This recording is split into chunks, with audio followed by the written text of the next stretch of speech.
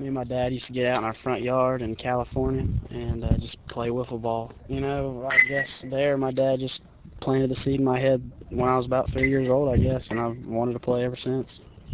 Worked hard and made it my 8th grade year, and you know, we had a great team. We went all the way to state, you know, came up short. He played JV 1 year, started as a 7th grader, and then he started for us 8th, 9th, 10th, 11th, and then this year.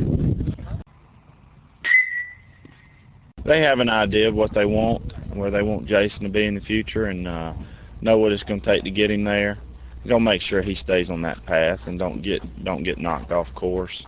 And he's got a real good mom and dad, and they're taking good care of him. But Jason's a smart kid too. He's going to make the right decision for Jason. They've demanded academic excellence. I don't play baseball without it, so I kind of got it in my head that if I don't do well, then I'm not going to be able to play.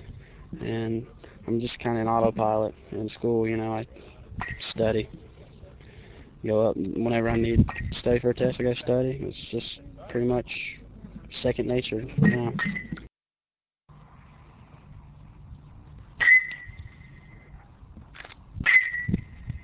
My parents I have the best parents in the world. They're the most supportive. My dad goes out with me anytime I need him to and works with me on my swing or works with me on any aspects of the game I need. And he's been there my whole life for me.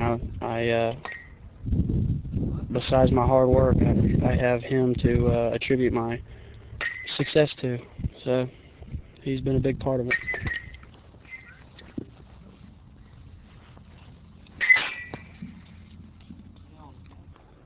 I'd have to say when he was 10. I mean, I got him in love. My goal for Jason was to get him in love with the game of baseball first. And I've been taking him to ball games and playing baseball with him since he was about 3 years old.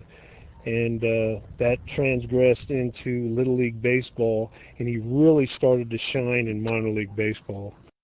As you probably know, as a 12-year-old, I mean, he started for this JV team, you know, as a 7th grader, and it wasn't just it was an all-sophomore JV team with one 7th grader starting out there. And he started as an 8th grader for the varsity and has been starting ever since. So I give him the credit. You know, his mama and daddy have provided him with what he needs, but we've told him that he's got to reciprocate. You know, you gotta want this. You got to do your job. And he's been on autopilot for 4 years, and I mean seriously on autopilot. 11th in his class, 400 and some odd students.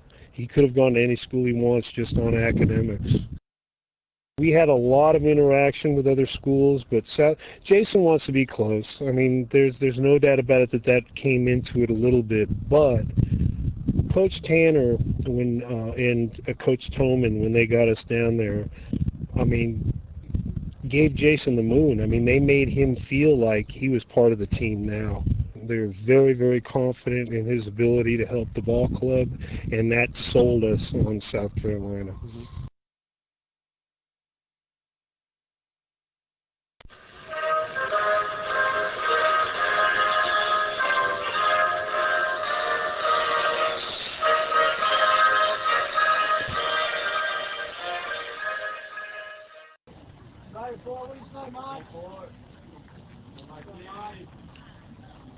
Get there!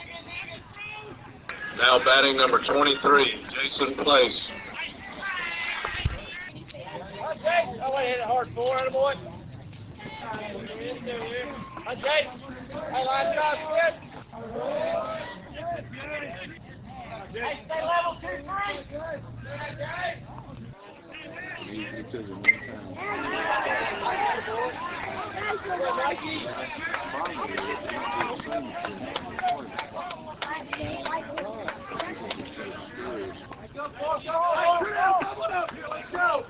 Hey, somebody make a big play right here.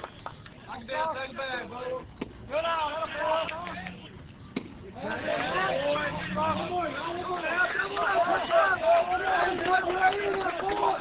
Hey, want the ball now, want it.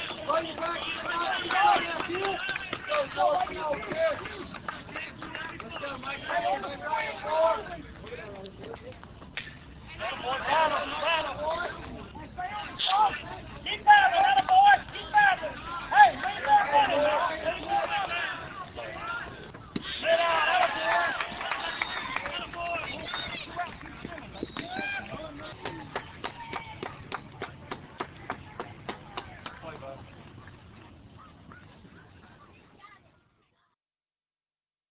The first time we inter-squad, there was probably 10 scouts out here watching an inter-squad game, and then, you know, every game there's been, I would say, at least 8 or 10 scouts at every game. I guess the most we've had is probably 35. So it's been pretty steady.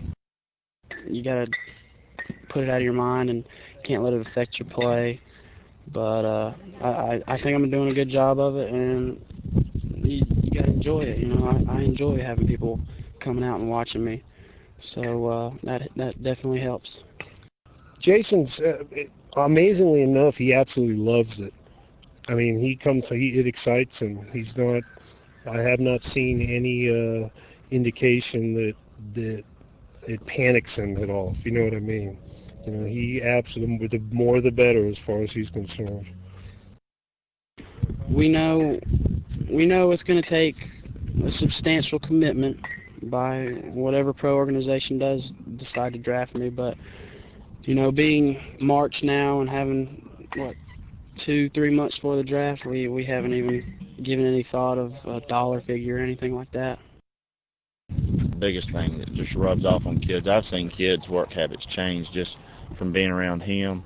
You know, obviously, with the attention that our team's gotten because of him, it's made them work harder every day. So, is he a good teammate? Yeah, because he pushes the others around him. You know, and that's all you can ever ask of a leader. I'm not one that wants to have a leader out there that's a screamer or a yeller.